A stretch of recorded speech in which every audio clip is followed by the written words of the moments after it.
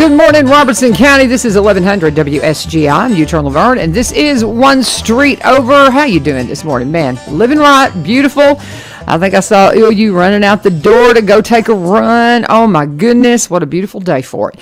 But it is absolutely gorgeous out there, and getting that little hint of what we have in store for us in this area with spring, because it's always just so beautiful.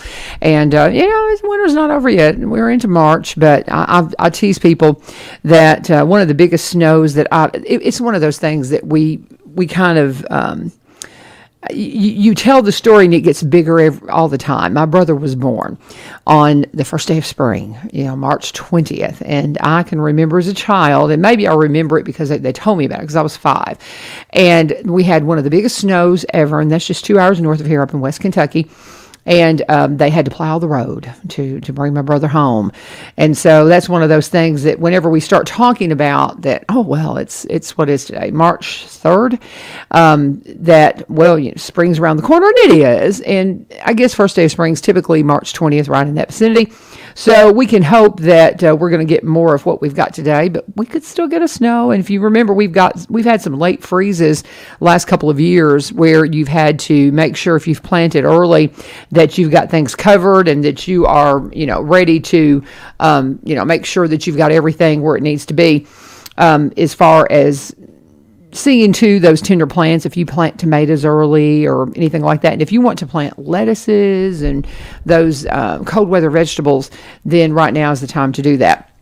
So here's what we're doing this morning. Bill Jones is on his way in. We had invited the Greystone Barnwood in, and they just had something that happened at the last minute, and that happens. So we'll have to reschedule them, but I was pulling up a text message to write them into the comments or something about who was coming in, and he's like, I'm so sorry, I can't come. Well, that happens. So we understand, and we'll get you rescheduled, but no worries there. I do have, I'll tease this a little bit. Next Thursday, I got Willow Oak coming in, and then they're coming in toward the end of the month as well for some things that they've got going on that they want to update us on.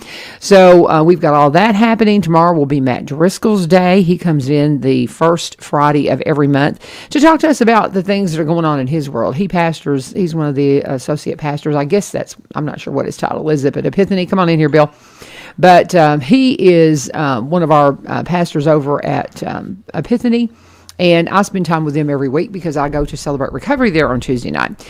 So, and that's just a phenomenal ministry. If you've not been involved with Celebrate Recovery, it's just wonderful.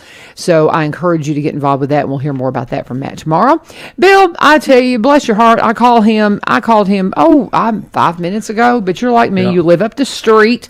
So it's not a big deal to come on in. And I said, he goes, well, what are we going to talk about? And I said, well, I kind of want to update everybody on Ukraine, but that's not really going to take long because my friends that are there have kind of gone silent in many ways. There's some things we're getting, but I can't share. But for a while, we were getting morning and evening updates from my friend. She was putting stuff up, and the last one she put up was yesterday morning, and we haven't gotten something we can share since. So that's not to mean that they're okay, but there's things happening that we're not going to be specific about, and just be praying. Just cover Ukraine in your prayer. I just can't even imagine, Bill. I'm thinking about them, and I'm thinking about I look around my home. And that's the weirdest thing. This morning, I'm sitting there getting up. My husband leaves out really early because he's working with the school bus safety and all that. So he gets out really early. And so he's left, and my cat's sitting there. One of my cats. I have 2 feral cats that somebody talked me into adopting. It's just, that's another story for another time. But they only come around me and my husband. So they're sitting there. And I thought, so if I had to leave everything, what would happen to my cats?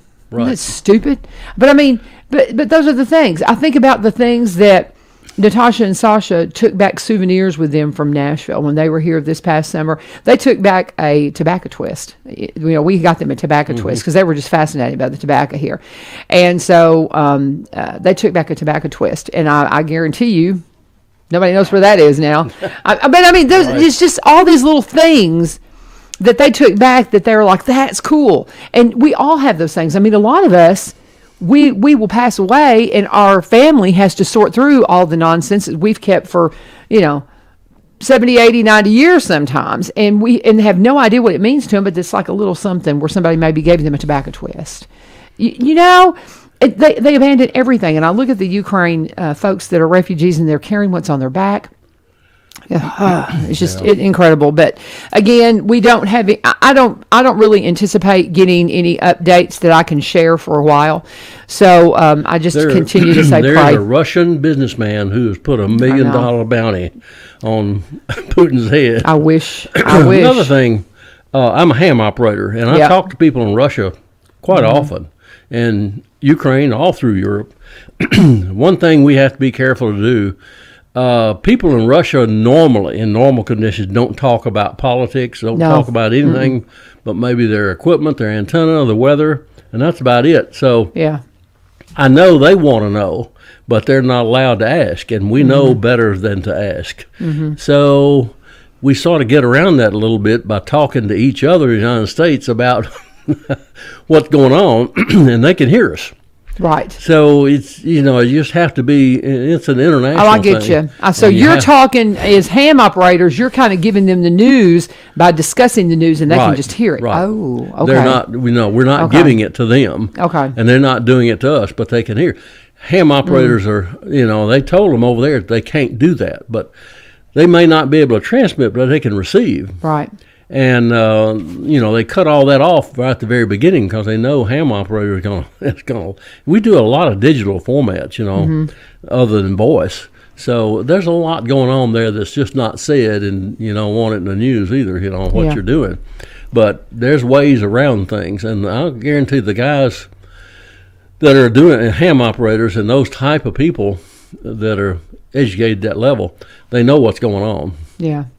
And I was listening to, I'm very concerned. I mean, you just got to give it to God. My hope, I just have this, I love their president, and he has been bold in saying that they're going to expel him, but I don't know that they have the military power to expel Russia.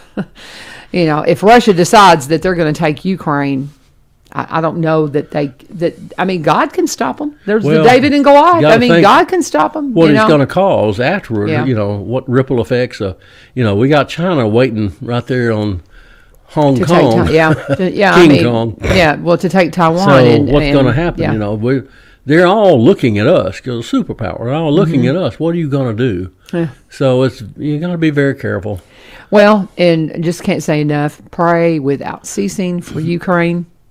We had some tenuous moments last night when some things were going on, and we just stopped and prayed, and we got word that it was okay, and so it's just one of those things that just can't say enough. Pray without ceasing, and just really appreciate everything you have. I mean, I think 9/11 taught us that it can come here.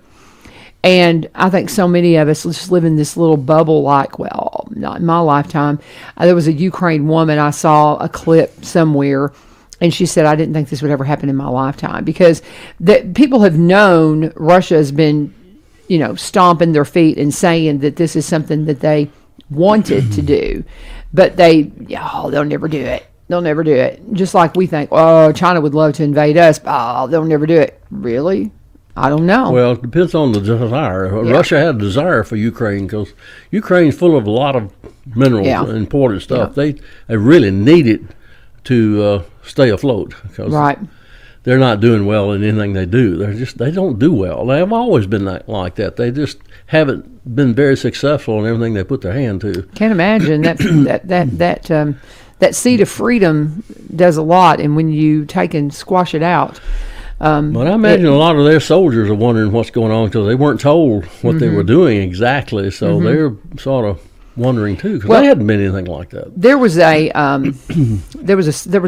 social media post that if you go to my page you'll find it, where a woman shared this. It was an image of a Russian soldier who had surrendered to some Ukraine citizens, and they were feeding him and giving him something to drink, and they even loaned him a phone so he could call his mother.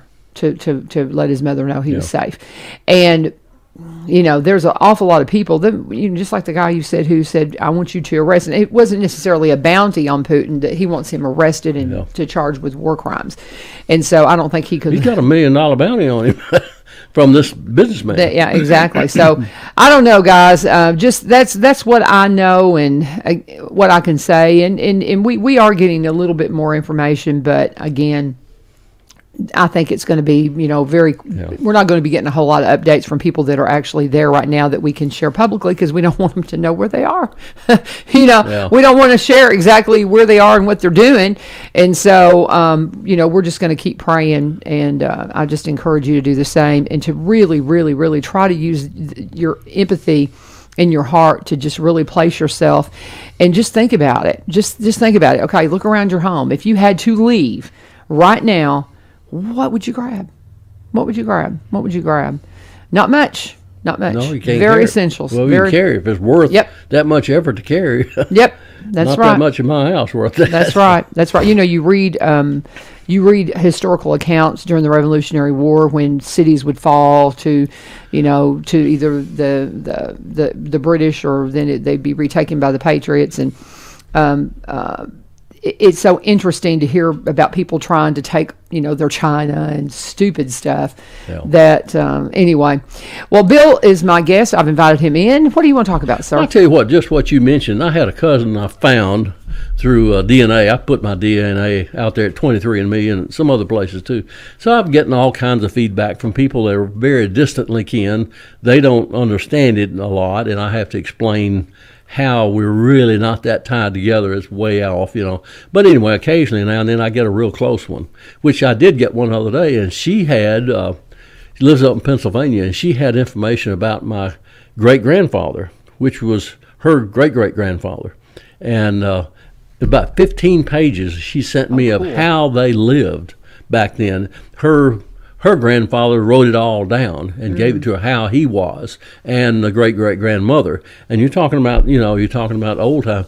One thing that impressed me, I know exactly where she was talking about. There was a tool house. When I grew up up on my grandmother's house out on Dareville Highway. It was built around 1850. And I lived there until we moved to town so I could go to school. I was 6 years old.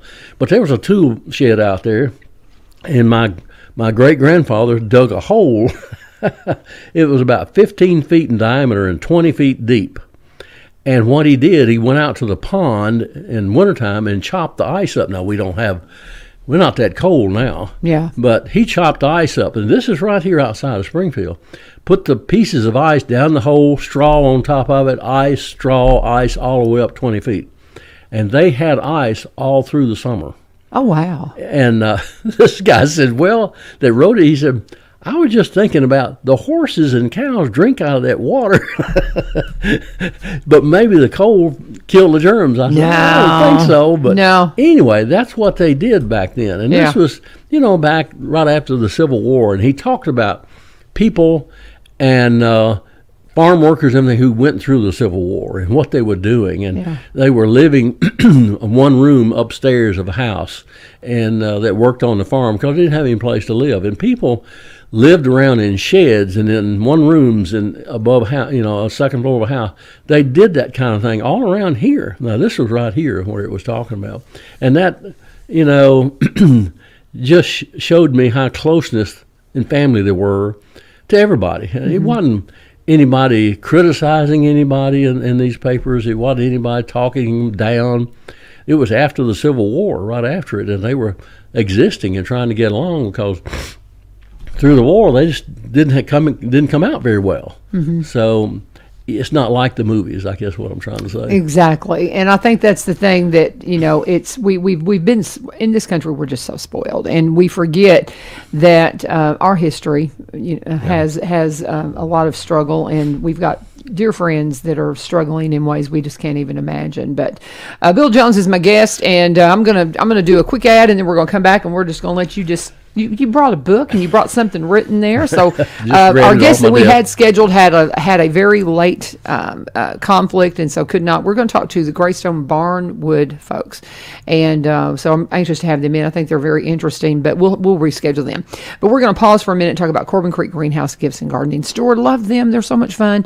And Amy's getting so excited. She's putting up all kinds of flowers, or all kinds of pictures of her flowers, and all kinds of fun stuff that's going on over at Corbin Creek. And they'll be extending those hours as soon as it warms up a little bit more. But right now they're open from 10 to 4 Monday through Saturday. They'll extend those Sunday hours and stay open later as things warm up. But they want you to put on the calendar right now. They are going to be having their Customer Appreciation Day, and that's on May 7th. May 7th, Customer Appreciation Day, and they want you to come out and just they're going to love on you and feed you and just have all kinds of fun.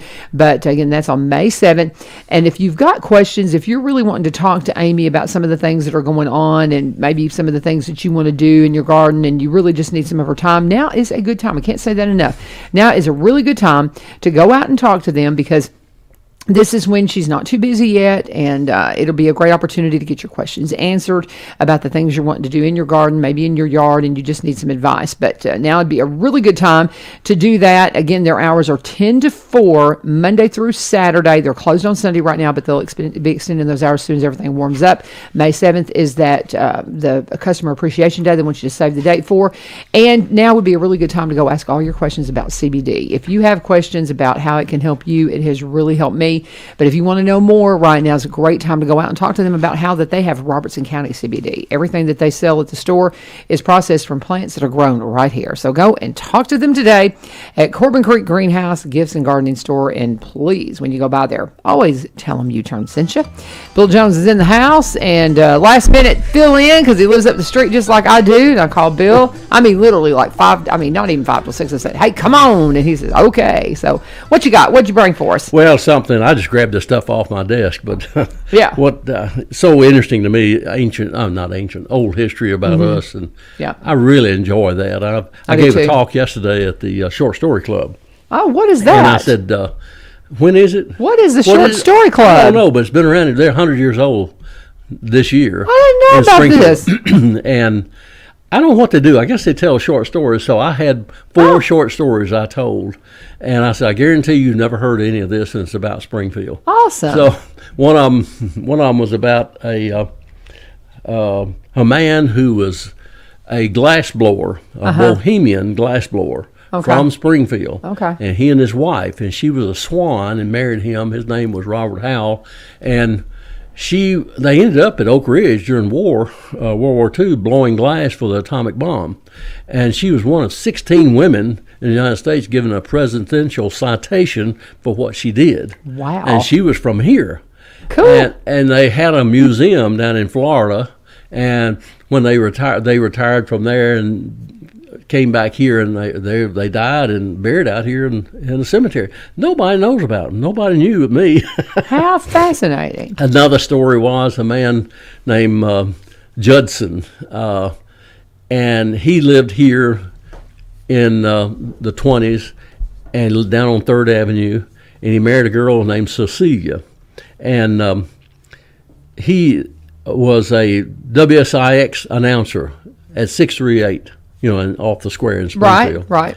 And then when they moved to Nashville, he moved with them and worked for them. And then he went to the military. He was a trained missile technician, radio operator, and he ended up working for a large contractor and was in charge of installing missiles around the Bermuda Island. So he flew his own plane. So in 1959, he and his wife had gone to the East Coast over there to just celebrate 4th of July, and they flew back on the 5th of July. Halfway there, they checked in, and then they disappeared. The Navy sent out, I don't know how many ships, spent a lot of money on a boat and planes looking for them. Never did find them in that Bermuda Triangle. And out here at the cemetery, Elmwood, there's a tombstone there, and it has their name on it. Lost at Sea, 1959. Oh, of course, wow. Nobody's buried there. Well, yeah. Nobody knew about that. That's crazy. I mean, this is interesting. You're so I'm fascinated. And you were talking about Bohemia. That's where my husband's people are from. Well, his grandfather immigrated from there. I said, when I was a kid, my mother would get after me and say, "You little Bohemian," It was a derogatory term. That's funny. I started studying, looking it up. Internet gives you so much information now you didn't have before. But Bohemians were people who traveled around, but they were artisans, but they didn't stay in one place. Now, gypsies, on the other hand, were looked down on and weren't thought of very nice, and they traveled around, but they weren't artisans. Okay. So this guy, Robert Howe, was a 10th generation glassblower. He was, and doing research for it, I called the National Association of Glassblowers, whatever, professional thing. And I said, have y'all ever heard of this guy? I said, heard of him. He's the most important man that's ever been in our association. Said he and his wife died taking secrets with him of how they did things, and we don't know how they did it. They blew glass and made woven thread out of glass and crocheted it. He made her a glass dress. Oh, and I wow. thought, how you going to sit down in that thing? Oh, that's crazy. He would blow little bubbles that floated around in the air. They were so fine, and you could eat them, and it didn't hurt you. He would mix gold and glass, 600 pounds of glass and gold, and come up with some fantastic stuff. I have a picture, if I had time I'd have brought it in, of a steam engine he built out of glass. It worked. At the time, and this was around This is fascinating. I mean, oh my gosh. It was worth $5,000. I don't know where it is today, what it's A worth glass today. It was $5,000 in 1950.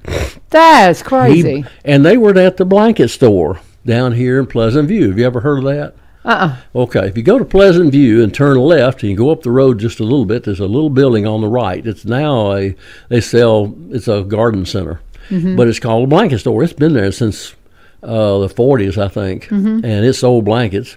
And back when traffic was going down 41A and 41 through Springfield, there was a lot of traffic there. So she was from here and lived down on North Main. And so they said, her best friend growing up in school was the wife of a man who owned the building. So he said, let's go down there and we'll blow glass. So they did. And here's one of the best in the country, a little blanket store in Pleasant View. And that was from 52 to 54. And then they went to Florida, opened their museum down there, and they had on the sign, I got a picture of that one too, Florida's only free attraction, because they blew glass, showed people how they did it, and then they would sell their glass. And I'm sure there's glass work around here, nobody knows it's from them. And I was talking yesterday, and this one woman says, now that you described some of this stuff, I think I have one. And it came from down there. I said, well, you got a jewel. Because he blew colored glass and clear glass and all that. But his handle, he'd make a picture or anything with a handle on it. Most of the time, they'll glue the handle on. He blew the handle on the picture at the same time. And so he was very, very talented. Apparently. Just can't imagine crocheting glass. I can't. And this was the Bohemian guy. Yeah. Okay. Interesting. His father did the same thing. His brothers, his sisters. His brothers worked for the War Department in World War II. They were out in California doing the same thing. But this man, Robert Howe, they had to put him inside some kind of contraption to blow this glass. They couldn't blow it outside. He had to go inside to do it. So they had somebody that no one else could do that. That's amazing. Manhattan Project. Have you ever heard of that? Oh yeah. That's fascinating. I just love this. It's so cool. But I'm very intrigued too about this club that tells stories. How often do they meet? Do you know? I guess they meet once a month. Oh my goodness! I want to know about this. Suzanne Glover called me and asked me if I'd come give a program for her. Okay. But they've been around a long time. Okay, I got to have them on. We got to know about this. Where do the men come to? And they laughed. I said, no. It's just women. Yeah. So how many table was over there. I said, is that where the men sit when they come? No. It's just the women. Yeah. Well, but they're wanting to keep the history alive. It's fascinating. How many did you have as the group? I don't know. My wife asked me that, and I don't remember. I imagine it was 25 people, I would think. 20, 25, somewhere in there, I guess. There were 4 big tables full of people. So, and I take my little movie screen. Oh, she was there. Oh, Ace, were you at this thing? Get in here and tell me about this. What is this history? What is this short story thing that he's telling me about? She doesn't know I didn't know anything about this. You don't know anything about I don't know anything about this group, and I'm just really jealous, and this is what I miss because I commute to Nashville. I mean, come on.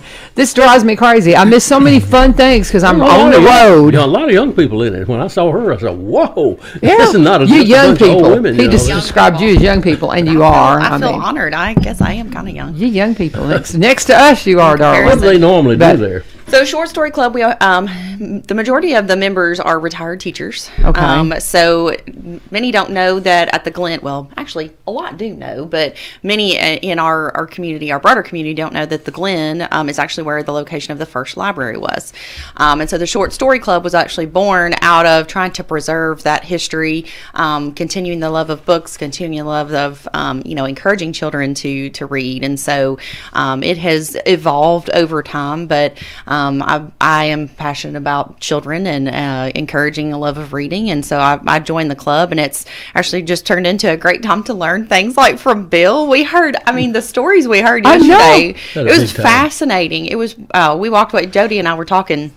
We walked away more interested about that glass dress. Like, how cool is that? And the carriage. It was fascinating to know that history kind of related back to our community. And so it's a great opportunity for us to participate. Of course, at the Glen, there's, of course, the Daughters of the American Revolution. Right. That's the clubs that are housed there help to run and manage the sampler, so the Christmas sampler. So that is what those fine ladies do. So. Very cool. So if I were to want to join the Short Story Club, how would I do that? Do you have any idea? Yes, if you wanted to join the Short Story Club, we have a 50 member slot. There are currently 48 active members, so there's 2 slots open.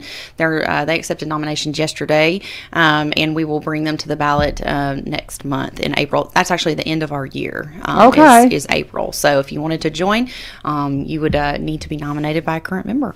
Really? So is there a fee and all that associated with it? What's the cost? So if you federate through Short Story Club, it's $40 annually. Okay. Yeah, it's very inexpensive if you federate. Otherwise, it's $10 to be a member of Short Story Club, and that's Daughters of the American Revolution. There's a bit of a process to be accepted into that. You have to prove your lineage and family history and things like that. But that is another club that meets there. So okay, fascinating. Well, okay, I want to be in the Short Story Club, but but when do you meet? I don't know if there's any. Yeah, that's okay. We meet Wednesdays at 3:15 once a month. I know that kills me right there. That's Celebrate Recovery Day. That's Celebrate Recovery Day. There's no way I can get there. So it's we actually had one of our first in-person meetings was yesterday. So it was great. I want to do this so bad, but that's a huge do you read short stories? Is that what we have?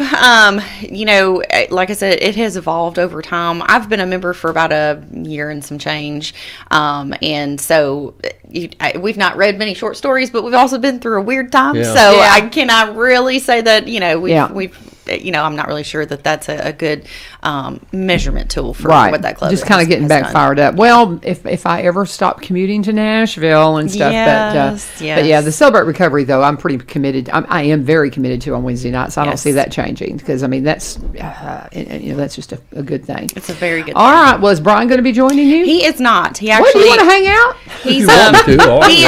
He's on daddy duty. His wife is out of town, and his son actually goes to Springfield Baptist Church, their preschool, and they have chapel on Thursdays, and he doesn't ever get to go with him. And he said, I'm.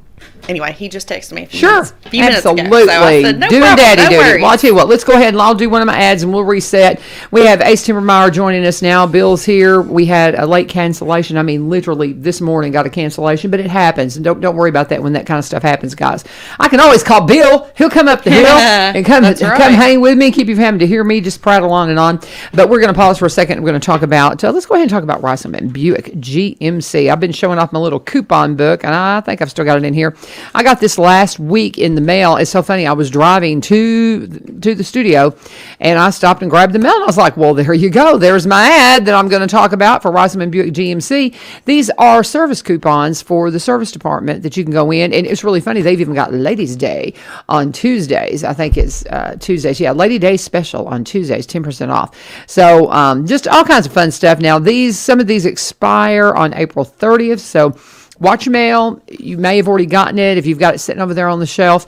then kind of take a look at these and see what you can use, and go in and meet them at Riceman and Buick GMC. Are you looking for a new vehicle? And you drive through the lot and you're like, well, I kind of like that one, but I'd really love it in this color. They make it absolutely effortless to order exactly what you want. So easy to go in and order your new vehicle, and when it comes off the truck, it is yours. You can go to the RicewomanBuickGMC.com Facebook or web page, and the first thing that's going to pop up is how to order your new vehicle. It's that easy. You can make an appointment with one of the sales staff, go see the service department. They're to back up everything they do. Service department is open every single day. The dealership is open, but the hours vary. So check out all the details at the website, because like the parts department has different hours, service has different hours, but again, every day that the dealership is open, you can get service at some time. The dealership hours are Monday through Friday, 8 a.m. until 7:30 p.m., Saturday, 8 a.m. until 6 p.m., and you can call them if you have any questions. 615-384-3559, 615-384-3559. You know what to say. Tell them U-Turn said hey when you go by. And thank them for sponsoring One Street Over. They're the ones who makes this possible, keeping us up to date on things like Short Story Club that we didn't even know existed. And, the Daughters of American Revolution. My dad was just jonesing for my sister and I to get involved in that, because he's got us documented. He had us documented to do that. Yeah. And so I've just never pursued it. But, and I don't know where all those documents are anymore. But anyway, I'm just saying. So, one of the things that I did kind of want to share, because it applies, is Short Story Club always chooses a service type project to support throughout the year. And so Karen's Closet is actually one of the things that they have supported. Of course, Open Door Pregnancy Center, and also the Family Resource Center. We collect books for them. So not necessarily books for Open Door, but we will collect certain items, and then clothing for children for Karen's Closet. And Karen used to be a teacher, and so she talked a lot about being able to provide clothing to the children. So, and I'm not as astute on all those details, because I'm just a member. I'm not the club president or anything like that. But those are some good service projects, and I got to share a little funny story. When we were first collecting, Short Story was first collecting some stuff. Excuse me. I had gone over, I had a little angel I was buying for, and I was going to purchase some stuff.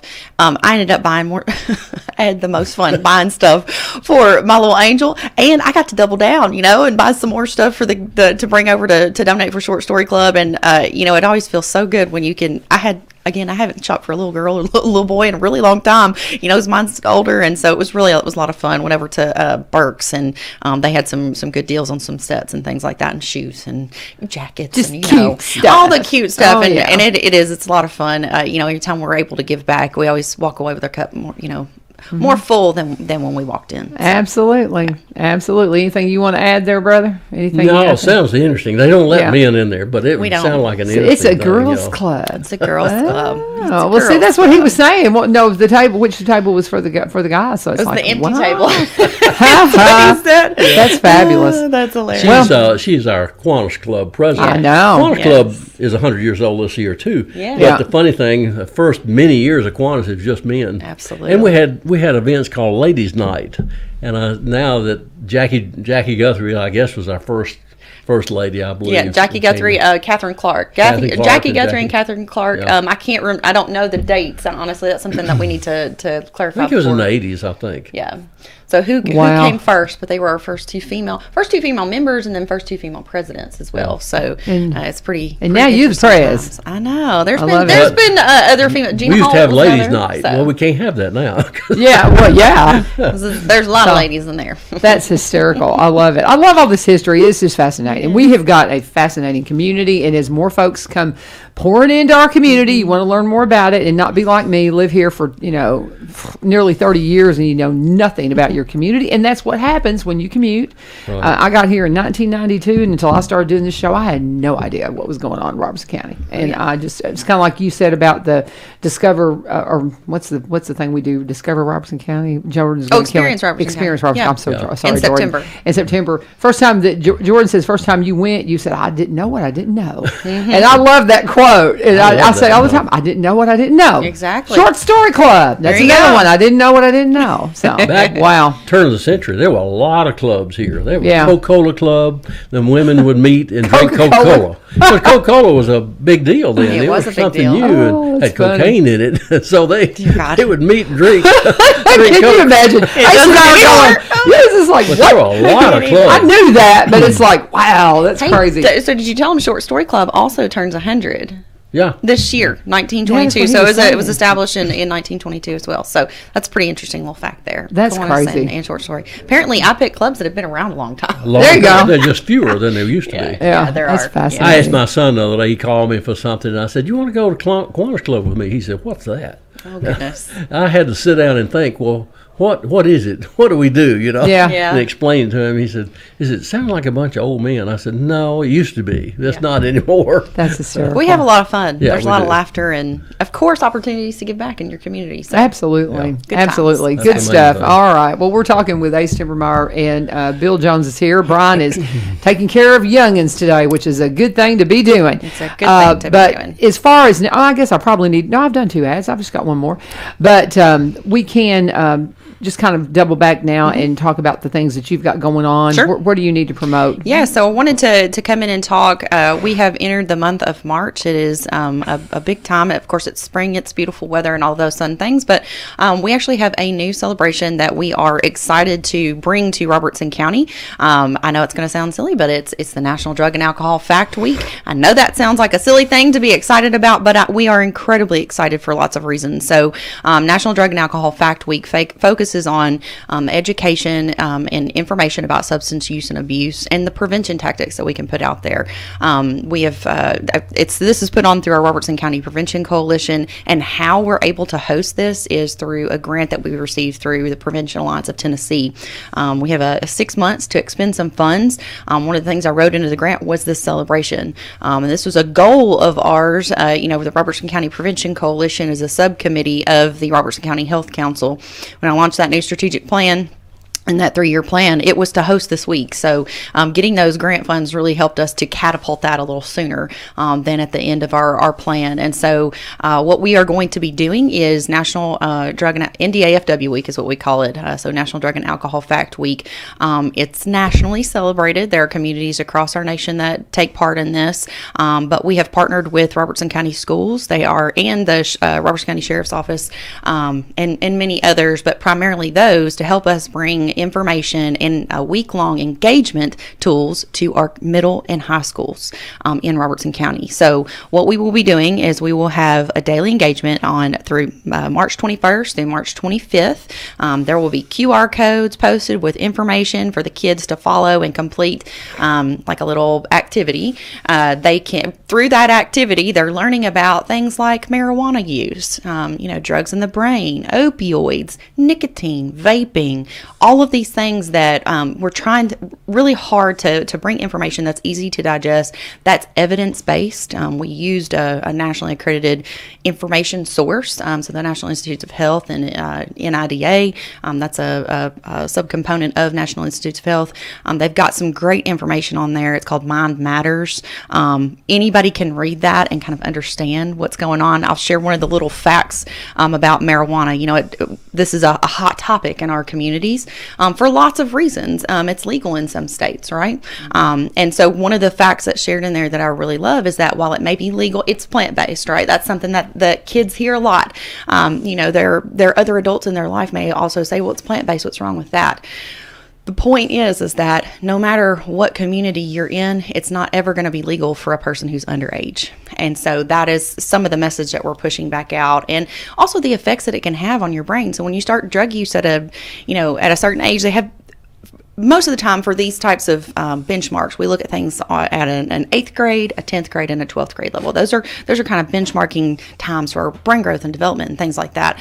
As we think about teenagers, right, we're kind of trying to benchmark against that. And it shows, there's a chart in there that shows if you start drug use, any kind of drug use at a certain point in your brain development, what it can do long term to your brain, to your response system, to just what it can do to affect you. And so those are some of the things that we're pushing out to our children, because we need to be educating them on this. I mean, we don't ever want to think about some of these problems like child abuse. We don't want to talk about that. We've talked about that with CASA. We don't want to have to talk about it. But if we don't share this information with our children, they've experienced some of the hardest times of their life, right? It's been hard on adults. It's been harder on kids, by and large. And so looking at ways that we can help educate them on some of the coping mechanisms that may not be healthy, and figuring out ways that we can engage them on different things, healthy opportunities. And so with that, I think that segues pretty nicely. We're going to do those week-long engagements during the school day, our SROs are actually going to help us put up the information in the hallways, encourage the kids to participate. I met with the administrators and said, hey, don't get them in trouble if they have their phones out or their devices out. Following that QR code to engage in the activity, and that will actually culminate in a really fun free community event on Friday, March 25th.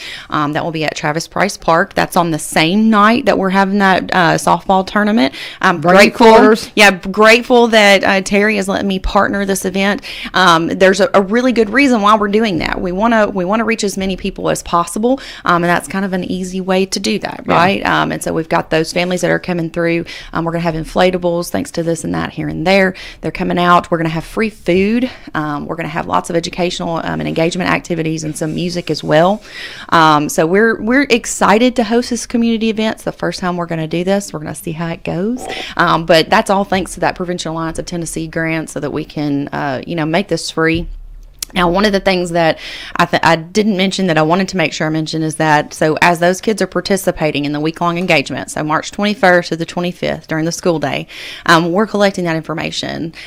Who's participated, how often you participated. Those who have daily participation will go into a drawing. Each of the 5 clusters at the high schools have a kid has an opportunity to win a set of AirPod Pros. It's a really nice incentive. We also have 5 $50 Amazon and 5 $50 Walmart gift cards, and then 10 $25 Amazon and 10 $25 Walmart cards available for it. It's an incentive, it's a prize, it's something extra.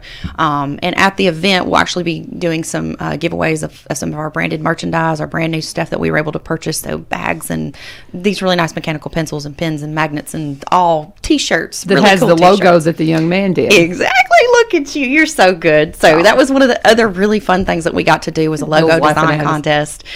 You're so good though. Look, she knew exactly what to say. Thank you. But that was something really proud. I have talked about that. We engaged with Robertson County Schools, and we had a winning artist who actually designed a really nice looking logo.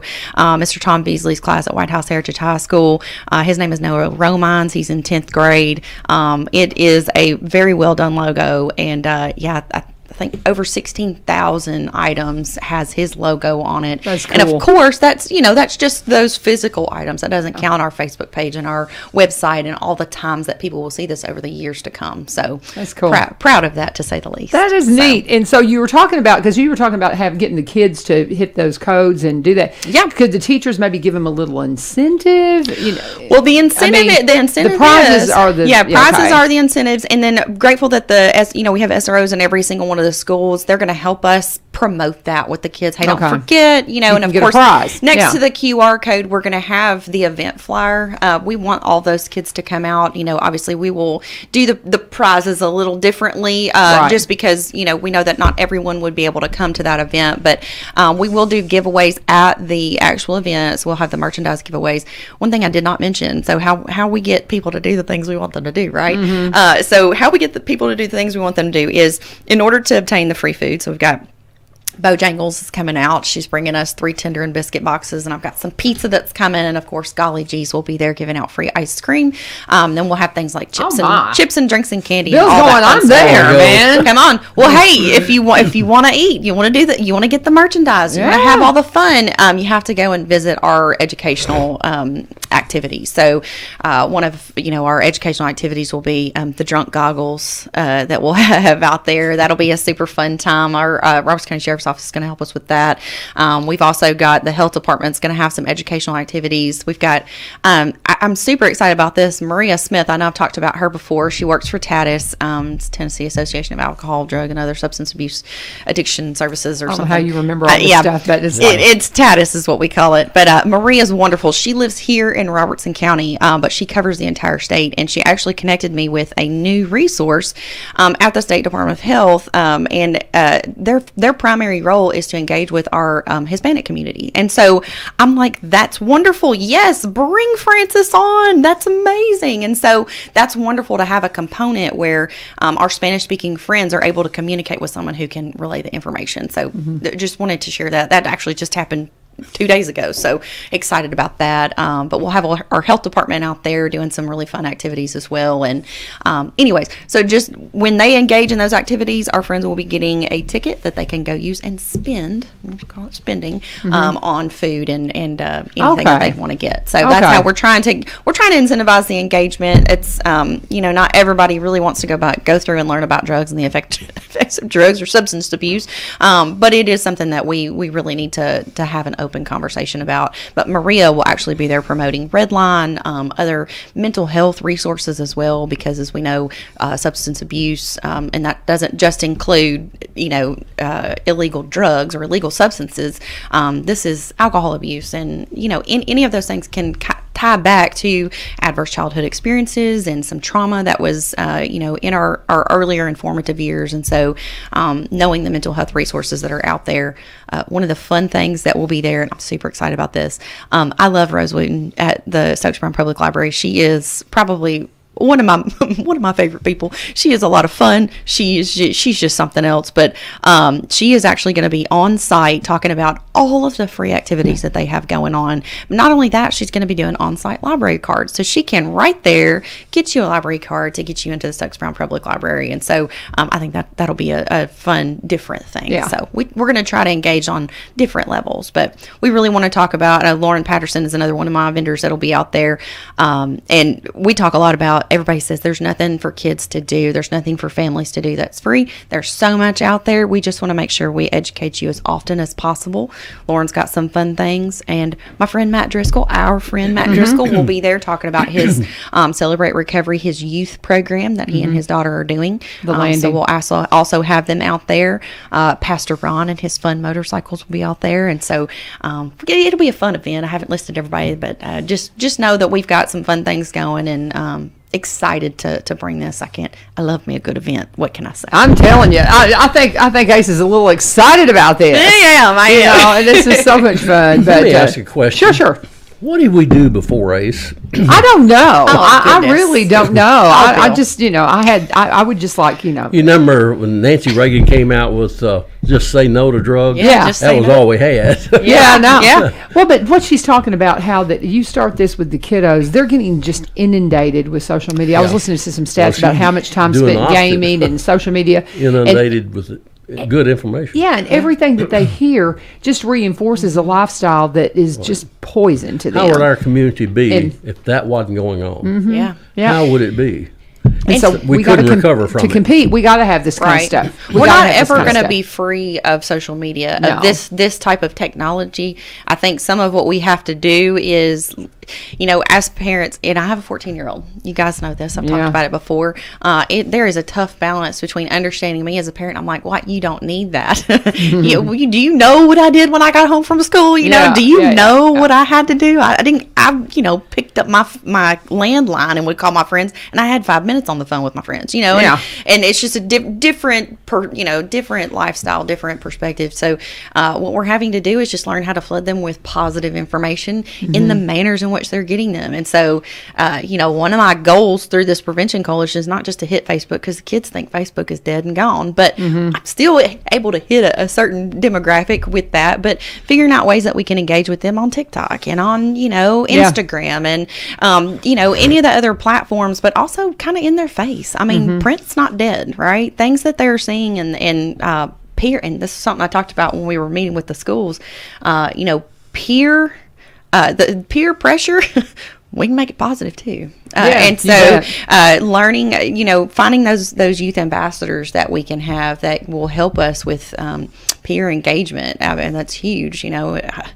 Peers can engage you in bad activities, and peers can engage you in good activities. It's finding the balance. You got to make it cool, right? Yeah. What is cool? I don't know. I'm old, so older than them. That's for sure. I really don't know what's cool. They hear me and they just roll their eyes. So I mean, but the schools have some really great things going on. They've got the student council and some of those youth leaders that they have engaged with, and so those are some of the individuals that that we're working with Dr. Hollingsworth and Miss Levitt, who are Dr. Hollingsworth is the supervisor of federal programs, and then Miss Levitt is the supervisor of student services. Both of them, we're working on finding a youth person who can be engaged with our prevention coalition and help keep us current. And that's like the AirPod Pros. Well, it's kind of expensive, but that's one of the top things that they said that they would be excited to receive. So Yeah. all right, cool. I'll use that, Yeah. So just using the tools that we have in our toolbox and trying to find the ones that we haven't discovered or haven't sharpened. So that's kind of where we're going right now and what we're trying to do. I love it. Ace Timmimeier and Bill Jones is here, just kind of taking it all in, like Big me. difference in those names, isn't it? Yeah. Oh, you're funny. You're funny. But I we're can't talking. spell hers. I can spell That's mine. true. You're so funny. You're so funny. Oh yeah, I always struggle with. Okay, it's Timme. I can kind of 11 letters. Yes, it's got a lot of e's in it too. My poor kid. Yeah, I'm telling you. But we lucked out. Ours is completely made up. We've talked about my husband's Bohemian heritage, and I mean we have no idea what their real name is, but their name. You're talking about the Bohemians. They were artisans. His family were musicians, and Yeah, his that's grandfather was a big thing musician with by them. trade. Yeah. And he took the name, the original name that they immigrated with was Wiviel, which was made up because his great grandfather was an indentured slave. Did not know what his wow. name was. And so when he escaped his servitude in Bohemia, he got married, had a couple of kids, immigrated 1920-ish into Ellis Island on the name Wiviel. But it was, again, a made-up name because he didn't know what his name was. So my husband's grandfather took the VIVI. The tale is told, and I'm sure my northern relatives will correct me if I'm wrong, but the VIVI means upbeat. They stuck an O on the end of it, and that's where Vivio came from. So I love it. So we Well, have that's a no great idea. story. We have no idea what their real name is. We just Do a DNA. they're Bohemian. Do Huh? a DNA check. On him. Yeah, a lot of European stuff. I think we did. Oh, yeah, and I it think it will. was kind When of that I region. used to be studied Ellis Island stuff, and a lot of people came over and changed the name. 'Cause Oh, they yeah. didn't want to be Oh, yeah. found. Yeah. And there's a guy here in town that did that, and he had a name I couldn't even pronounce, and he changed it. His grandfather changed it. But Well, and this is a little bit. It's interesting because his grandfather. Some people believe that he changed it about the time he decided to run for city council because he was trying to be more in line with the Austrian and Italian that were in the area, and so because Bohemia was associated with the Polish region at the time, right. and they're like, "You're ashamed of your Polish heritage." Well, he wasn't. He was Bohemian, but they said that he really changed it because he was trying to distance himself from his real heritage. And it's just like, I'm just trying to simplify it. And so we've got election cards with Vivio on it. And that's the first time that that's they fun. really publicly used that name. So it's just, when you know your history is fascinating. It is so Really fascinating to is. kind of learn these layers. But let's pause for a minute. Let me go ahead and talk about Barry and Rebecca Richards with the Exit Realty Garden Gate team. My friends up in Cross Plains, they are part of the Kilgore Station Bluegrass Festival, of course. And don't wait until the festival to talk to them. That's coming up in May. The third weekend in May is when that is happening. But they'll be there because Barry's on the board. They always sponsor the event as well. I get to host it again, so can't wait for that. But they are also inviting you to join their team. The Exit Realty Garden Gate team is a great team for you to join if you're interested in real estate and you want to be a part of a team that's going to get you trained, get you acclimated to do everything you need to do to be great at a new career. And they say, come on in and join them. And if you've got something to buy or sell, they are your team. They are. Barry's the marketer. Rebecca's been at this a long time, one of the first in the area to be a senior real estate specialist. They specialize in Robertson County, but they also buy and sell in the surrounding counties. And across the state lineup in Kentucky, you can see those specialty listings at BUYRobertsonCounty.com. And if you want to just connect with them from something that I just said, go to sellwithbecky.com, sellwithbecky.com. Always please tell them U-Turn sent you. I started to say Ace and Brian, Ace and Bill in the house. So what else do we need to cover, Miss Ace? So I'd be remiss if we didn't talk about a hero of the week. Oh, yeah. And so this is kind of going to go in line with what I'd like to, tie off the end of the show here. But that is our VITA volunteer. So that's our free tax prep program. VITA is an acronym that stands for Volunteer Income Tax Assistance. That is a grant that we have with the IRS. And when I say we, United Way of Greater Nashville, we are local IRS free tax prep site. Sorry, I couldn't get that out. opened 3 years ago. We had our first site in person at the Robertson County Board of Education in their technology department. Was so super excited to kick that off. We had the first wave of volunteers come in, and I thought, when I had this idea, I'm like, I want to do this, but I don't know where I'm gonna find volunteers. Who can I find to do taxes? I mean, who likes to do taxes? Yay! Well, they rolled in. It was incredible to see people who wanted to find an opportunity to give back. And I'll share briefly. Yesterday, last year, we had to go virtual. It was virtual only. The IRS did not allow us to have any in-person sites.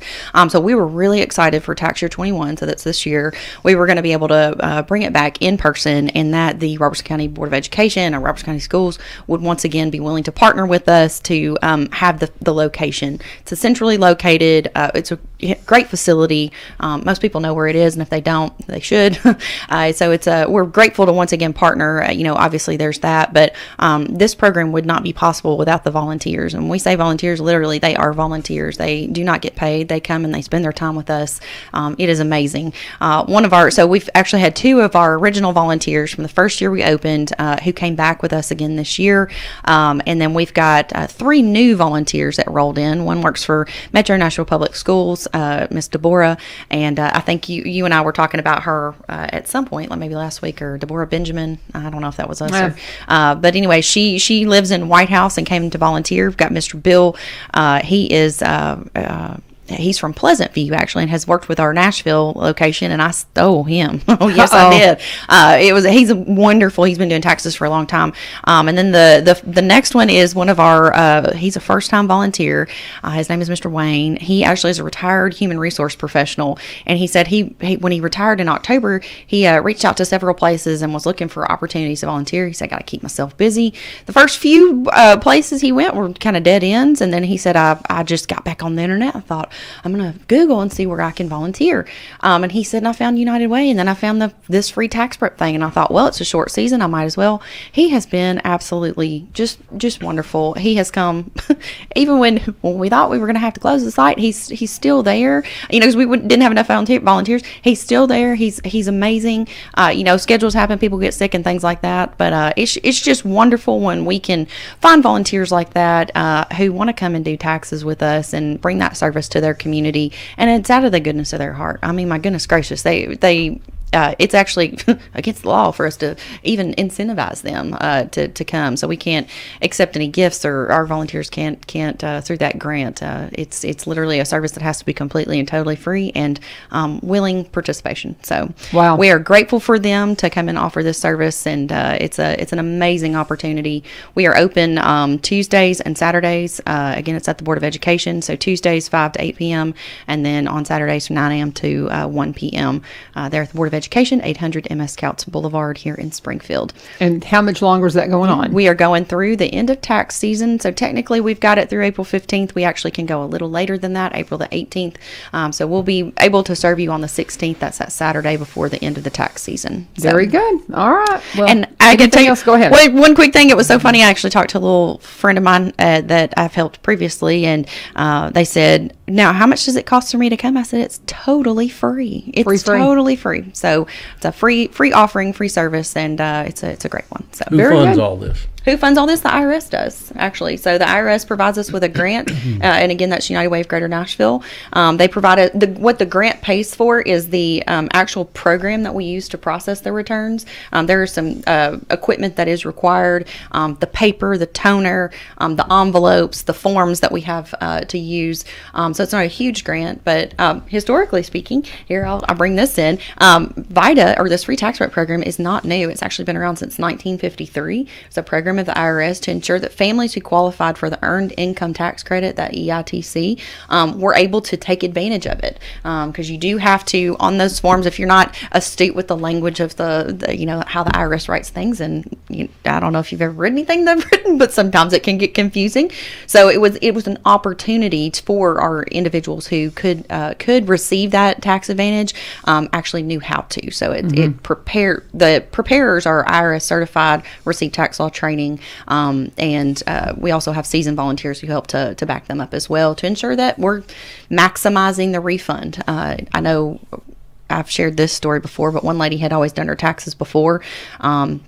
had a dependent, and she had, traditionally got, I don't know, $200 or $300 back. Well, when she came and filed with us for the first year, her return was actually, she was getting a $6,000 return. She wasn't actually claiming that dependent. And so the changes that you can make by having someone who understands how to answer those questions and those returns, that's life changing for some of our friends who are making, $27,000 to $35,000 a year. That's a huge thing. I mean, that's a big deal to our friends. So I'd be filing some corrected returns from previous years, because you can go back and you can make corrections. You can do amendments. We can actually, at our tax site, we want to make sure that whatever service we're offering, that we are as knowledgeable as possible about it. So we can go back as far as 2018. Okay. So if we needed to file for someone who had not filed, but we can also help with amendments. So very good. All right. Well, Ace Timmimeier with United Way, her door is always open. As you know, just reach out and come and see them. Tell them where you're located. Located in the basement of the UT Extension Office Building. That's 105th Avenue right here in Springfield. Call me anytime, 615-780-2511. And I'd love to hear from you. All right. And Bill Jones, I mean, he's just hanging out, man. He's all over the place. Bill asks good questions. he asks good questions, and he tells great stories. So sure Bill will pop in here. He is just such a dear friend, because he comes in here and helps me anytime I have an opening. And thank you, brother, for coming in at the last minute. Thank you for joining us. Tomorrow's Matt Driscoll. Don't want to miss that here on 1100 WSGI. This is One Street Over. Have a fabulous day. God bless. All righty.